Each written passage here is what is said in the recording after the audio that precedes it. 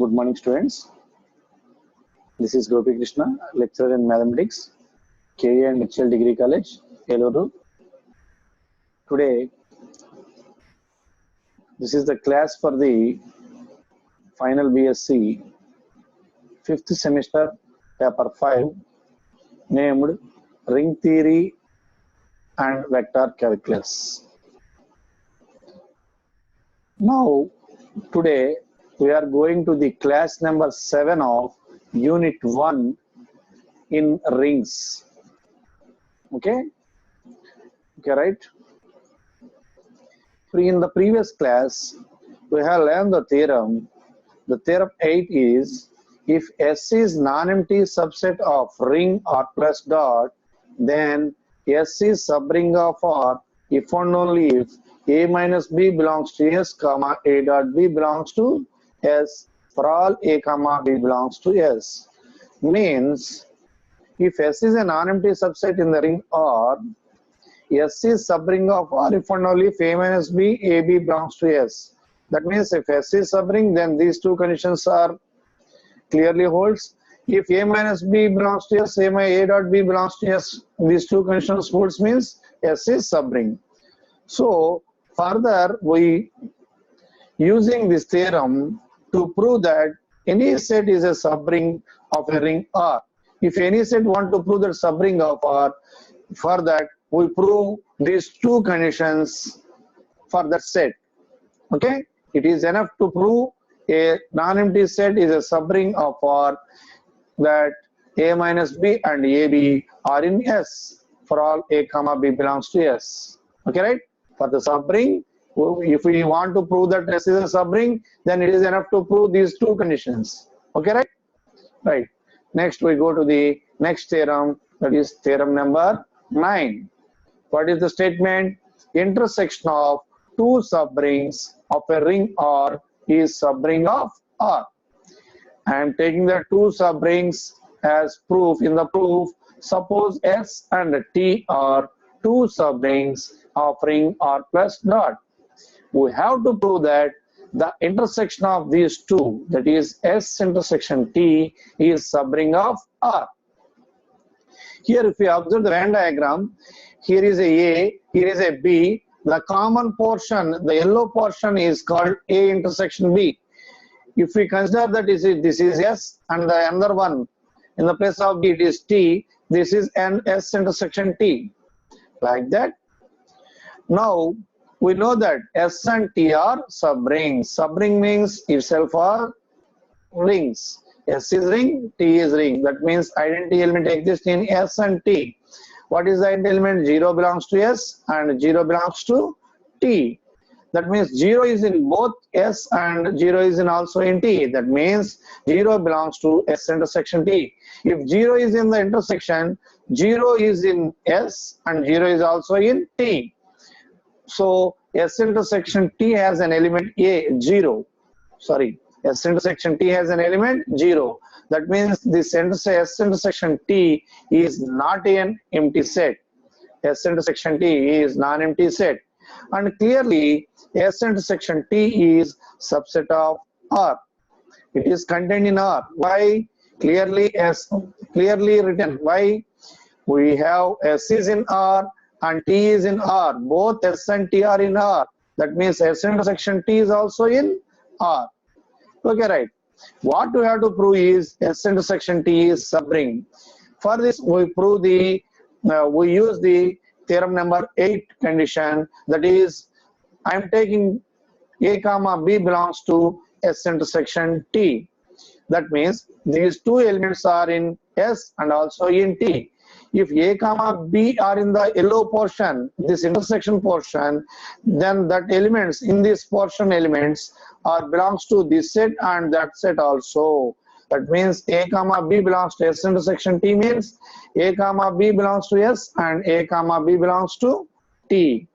But why S is a, what is that? S is subring.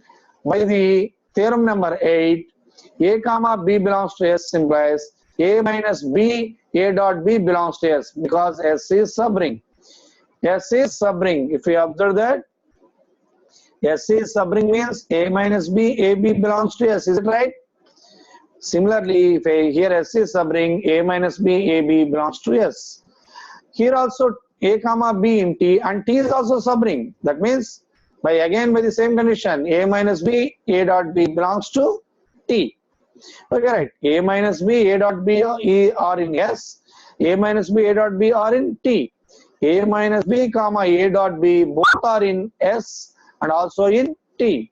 That means A minus B comma A dot B belongs to S intersection T. By the theorem number 8, S intersection T is called subring of R. What we have taken, S and T are two subrings. Therefore, we prove that S intersection T is subring. Hence, intersection of two subrings of a ring R is again subring of R. Thus, the theorem was proven. Now, we go to the next theorem, that is theorem number 10. What we have proven in the theorem number 9? Intersection of two subrings is subring. Is it right? Now, in the theorem number 10, we are taking that intersection of arbitrary family of subrings of a ring is again subring of that ring R. In the previous theorem, we have taken only two subrings. The intersection is also a subring. But now we want to prove that we have to take arbitrary family of subrings. That means more than two elements, two subrings. We have to take collection of some subrings. Then their intersection is also a subring of R. Okay. Now I am taking that the family of subrings. Now proof. Suppose I am taking that the family of subrings, the set of all Si says that each Si is subring of R. This is the family of subrings. This set contains all subrings. Each Si is a subring. This is a family of subrings, arbitrary family of subrings of ring R plus dot. Now I am taking that, suppose a set of all Si is an arbitrary family of subrings where each Si is a subring of ring R. We want to prove this family, the intersection of these family of subrings is subring. We prove that intersection of these family of all family of subrings Si is subring of R. We know that each Si is a subring. Subring means itself is a ring. Itself is a ring means identity exists in Si. That means 0 belongs to Si for all I. 0 is all in Si's. That means 0 belongs to intersection of Si. Because 0 is in all Si, all S1, S2, S3 such subrings. That means 0 belongs to their intersection of Si. That means intersection of Si has an element 0. That means intersection of Si is non-empty set. Clearly intersection of Si is contained in R because each Si is in R. That means intersection of Si is also in R. Okay, right.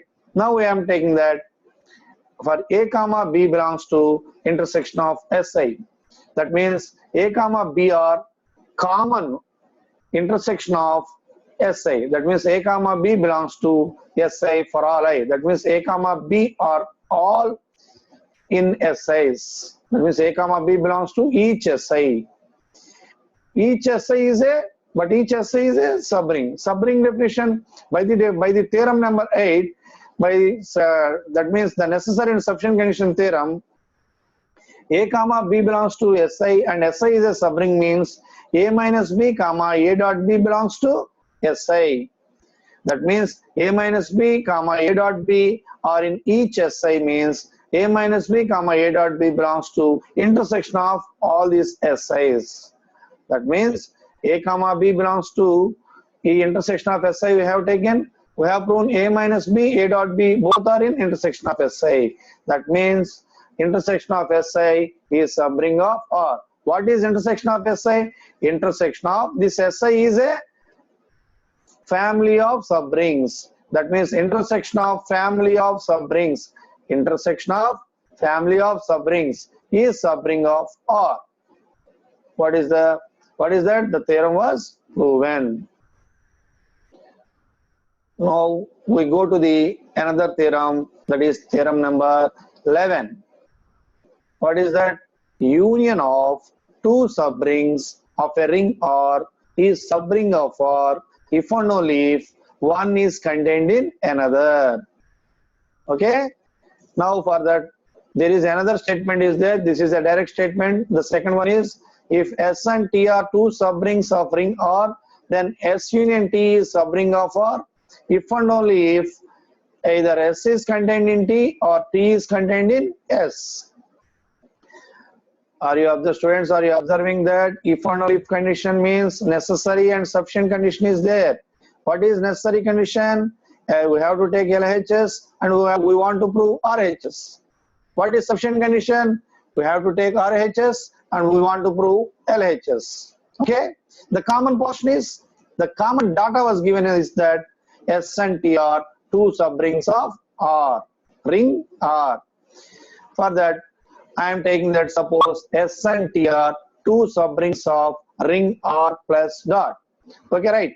This is the common data for the necessary and sufficient both conditions. Now I am taking the necessary condition. What is the necessary condition? We have to take LHS and we have to prove RHS. Now I am taking reversely. There is no problem. We have to take one side and we have to prove another side is sufficient condition. Then the reverse side is called sufficient condition. Are you understanding that?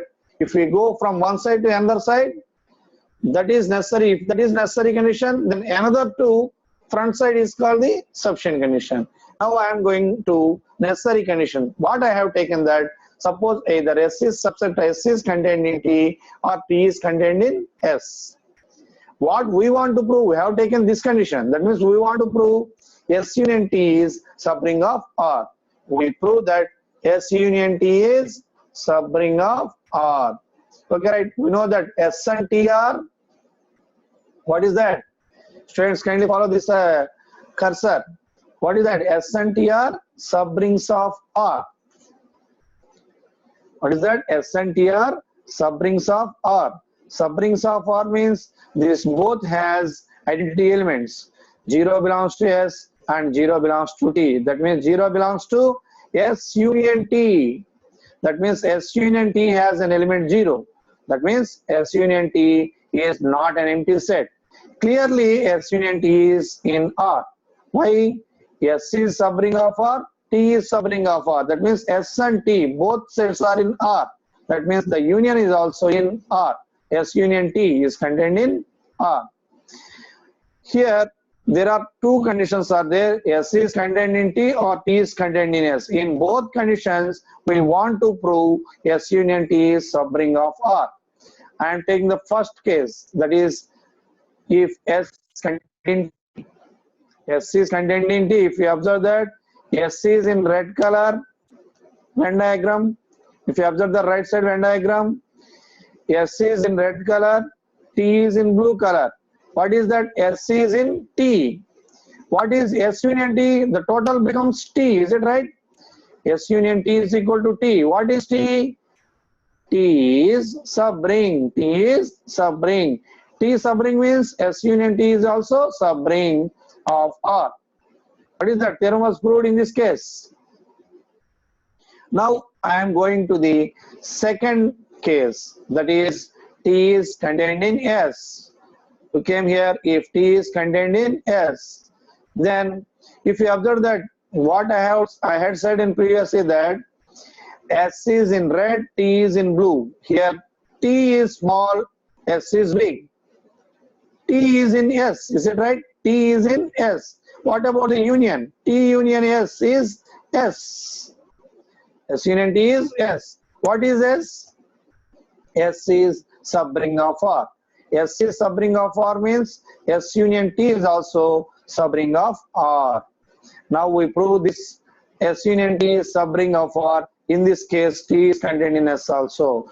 If S is contained in T, S union T is subring of R. If T is contained in S, S union T is subring of R. In both cases, we have proved that we already proven that S union T is subring of R. The necessary condition is over. Then we go to the sufficient condition step. What is sufficient condition? We want to take S union T is subring of R, and we want to prove either S is contained in T or T is contained in S.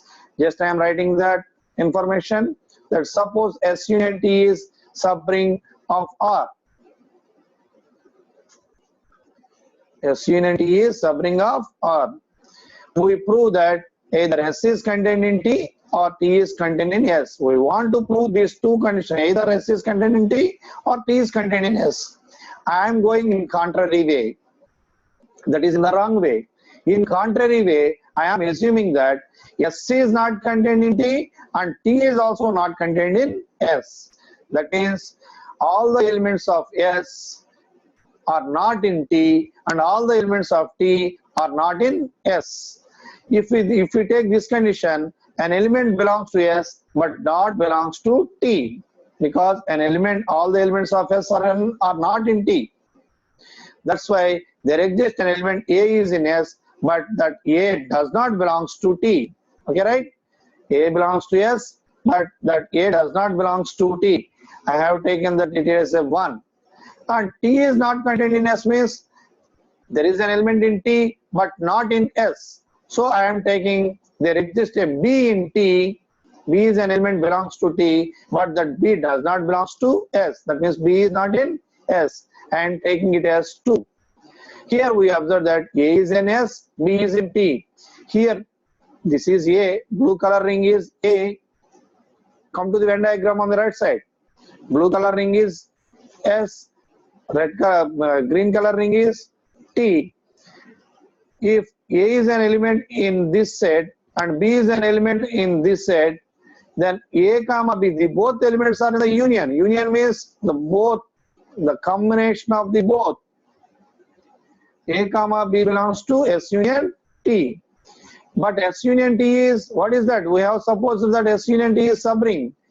By the theorem number 8, subring definition, by the theorem 8, A for A comma B belongs to S union T and S union T is subring means A minus B comma A dot B belongs to S union T. A minus B belongs to S union T means A minus B belongs to S or A minus B belongs to T. This A minus B is in S union T. That means A minus B is in S or A minus B in T. Here we got two cases. We are going on the contrary way, that is the wrong way. In that wrong way, we got two ways. We want to prove these two cases. In these two ways also, we must get the contradiction. So, in the first case, I am taking that if A minus B belongs to S. We know that A belongs to S, is it right? Yes, A belongs to S, comma, A minus B belongs to S, and S is subring of R. By the definition, by the theorem number 8, A minus B, A minus B belongs to S. A minus into A, minus into minus, plus B belongs to S. A minus A, 0. That means here is only B. B belongs to S, which is contradiction, because in the second one, B does not belongs to S. But here we observe that B belongs to S, which is contradiction to 2. Which is contradiction to 2. If we observe the second condition, cursor is blinking, students. B does not belongs to S. In the second condition, B does not belongs to S. But here we got B belongs to S, which is contradiction to 2. That means in this A minus B belongs to S case, we got contradiction. So we go to the next case, that is if A minus B belongs to T. If A minus B belongs to T, we know that A minus B belongs to T, and also if we go to the previous one, B belongs to T. Are you observing the cursor? B belongs to T. I am using this one, that B belongs to T, and T is subring. By the theorem, again by the theorem 8, A minus B, or we can use the closure law. Simply we can use the closure law. That means A minus B plus B belongs to T. A minus B is an element, B is an element in T, and T is subring. By closure law, A minus B plus B belongs to T, here we want to write the reason on this right side. Just I will write here. Are you observe the students? This is by closure law. A minus B plus B. Minus B plus B was 0. A plus 0 is here we has only remain. Here we remains only A. A belongs to T. But if we observe that from 1, kindly follow the cursor, students. What is that 1? A does not belongs to T. Are you observing that? A does not belongs to T. But what we got here? A belongs to T, which is contradiction to 1. In this case also we got the contradiction. We have raised the two conditions, two cases. Are you observing the cursor? A minus B belongs to S or A minus B belongs to T. In both cases we got contradiction, means our way is wrong. The contrary way, S is not contained in T and T is not contained in S, is wrong. Our assumption S is not contained in T and T is not contained in S is wrong. Therefore, either S is contained in T or T is contained in S. S union, we have taken S union T is subring and we proved either S is contained in T or T is contained in S. Thus the theorem was over.